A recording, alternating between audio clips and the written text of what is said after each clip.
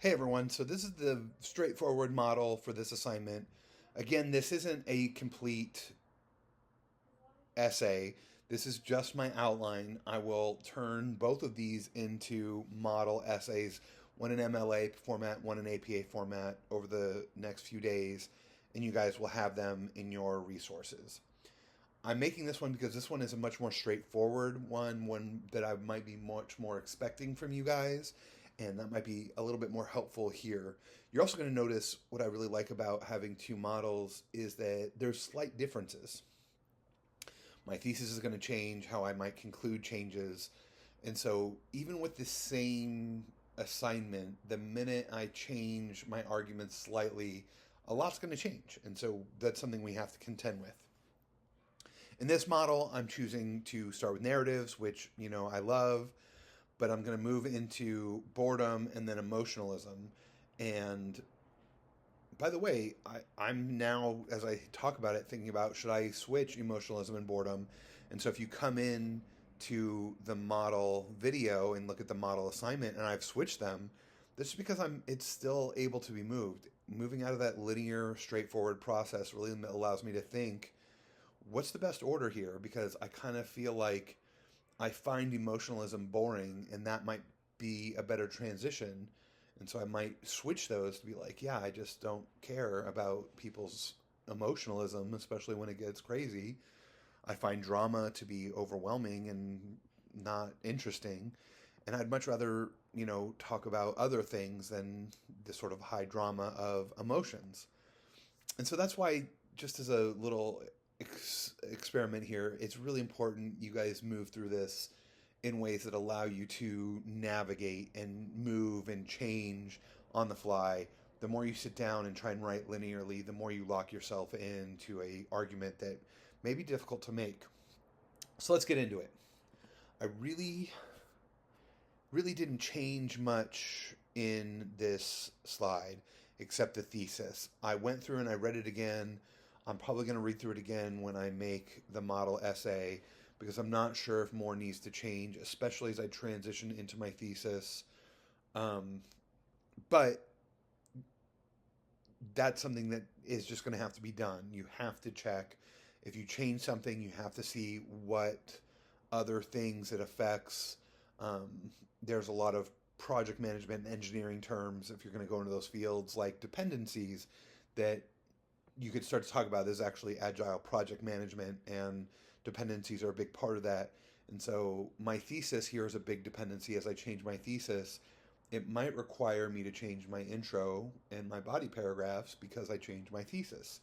Sometimes I change my thesis specifically because it better fits my body paragraphs. But just keep that in mind as you guys are writing and moving forward, that all of this should be agile and changeable and fixable.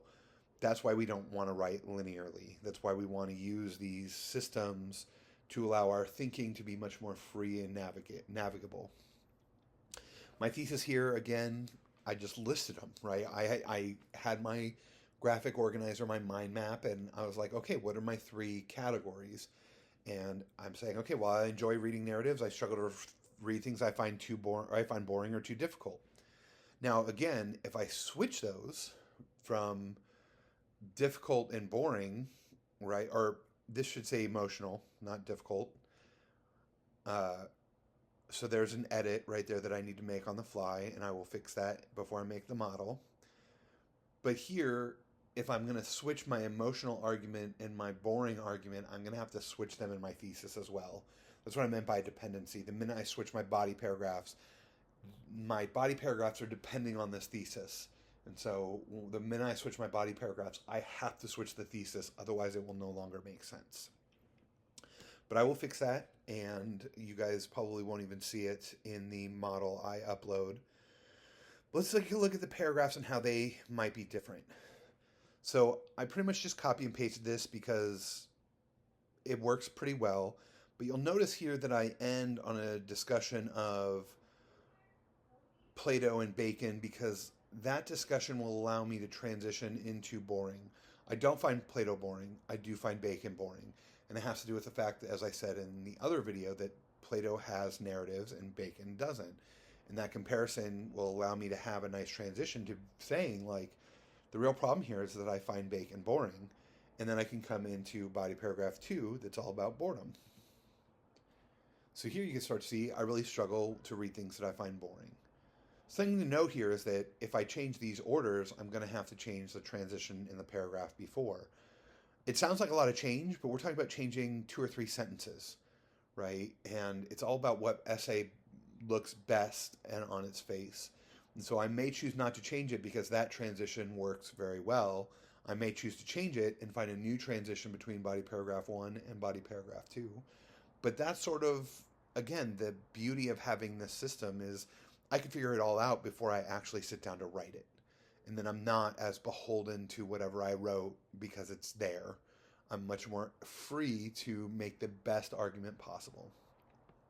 But here you can start to see I included this quote from Bacon because I find the quote boring.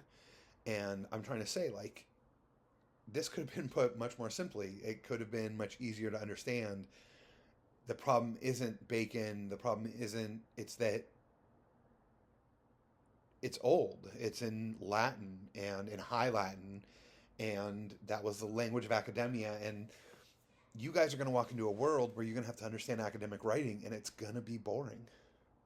So how do you plan on overcoming that? And that's sort of what this gets to, is like, to be successful in academic reading, I need to get more comfortable with this level of formality.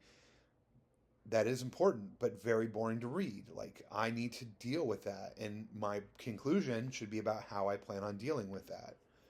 Our third paragraph here is about that emotionalism. As I said, I am not an emotional person, and emotional writing can often make me want to stop reading. The American Embassy was and is a sort of struggle for me because I don't like that. Like, reading it again, I just didn't want the palm oil to be anything but palm oil. And it was so hard to read it.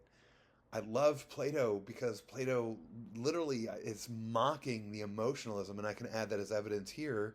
And that's, again, one of the benefits is when I'm working with this and talking about it, I can come up with new evidences. But Plato is mocking Crito's emotionalism, and I just love it. It just makes me laugh, and that's why I love Plato. Right? Socrates is mocking Crito's emotionalism, right? At one point in time, I literally say, here Crito is saying, won't somebody think of the children?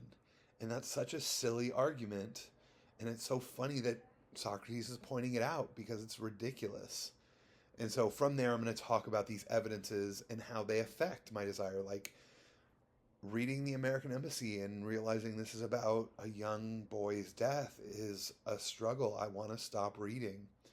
Not because it's bad, not because of any, just because the world is so full of negativity, which you're going to see here in a minute. Like, the world is so full of negativity, I don't want my reading life to be negative, right? But it's important. It's still important. I still learn a lot. It's still a big deal.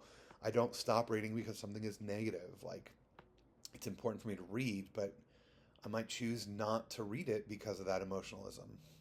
And that's a big learning curve for me. I don't like books like Jane Eyre because they're all about emotions. But on the flip side of that, Jane Eyre is a very important novel for British history, especially when you consider sort of the imperialistic expectations there.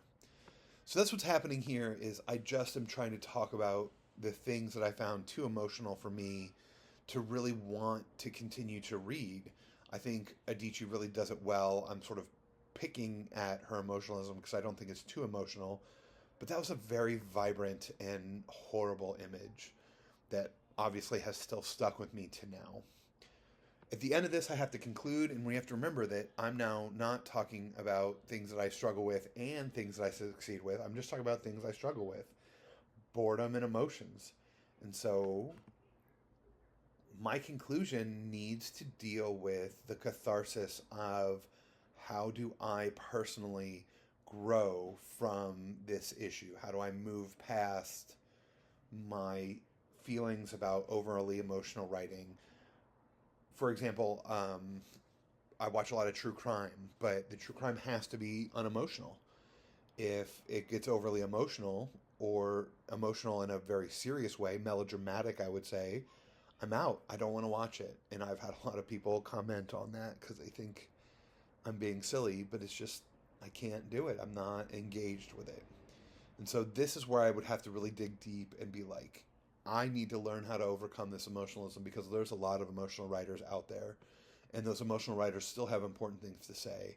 And I shouldn't be muting them just because their emotions make me uncomfortable. And I shouldn't find these things boring, even though I do, because they're valid and they're important, right? Like, I have to dig deep into that and find out, how do I change my stance to find them more interesting? That's where I'd have to conclude this one. So hopefully these are helpful. Again, I will take these two outlines and turn them into model essays over the next few days, and you guys will have that as a video as well. But this should get you a good start for how to build these things out. If you have any other questions, let me know, and I will get back to you as soon as I can. Otherwise, good luck, get writing, and be ready for peer reviews.